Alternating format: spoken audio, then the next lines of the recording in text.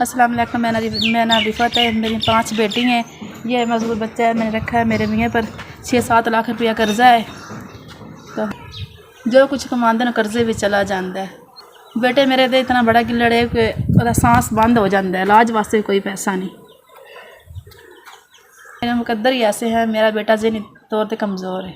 कुछ महंगाई की वजह साड़ी दाल रोटी बड़ी मुश्किल पूरा हो रही है। 5 बेटे ना अस दवाई लै सकने, ना अच्छे डॉक्टर में चेक करा सकने महंगाई की वजह तो।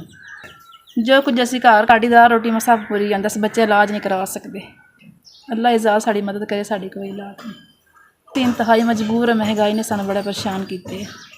2 3 4 5 6 7 8 9 10 कल 10,000 रुपये मैं लभ के अल्लाह ताला तुहाडा कबूल करे।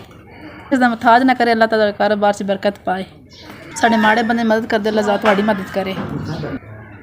अल्लाह ताला तुहानू किसी दा मुथाज ना करे। अल्लाह पाक तुहाडे कारोबार से बरकत पाए।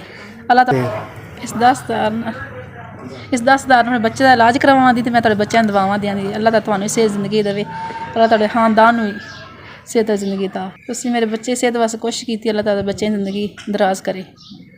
अल्लाह ताला तुहाडे कारोबार से बरकत आया फरमाए। अल्लाह तुहाडे कारोबार से बरकत आ फरमाए। अल्लाह तुहाडी जिंदगी करे। तो बस इस तो अगे अल्लाह ताला तुहानू हर मैदान च कामयाब करे। अल्लाह ताला तुहानू किसी दा मुथाज ना करे। अल्लाह ताला तुहानू अपने खजाने देवे।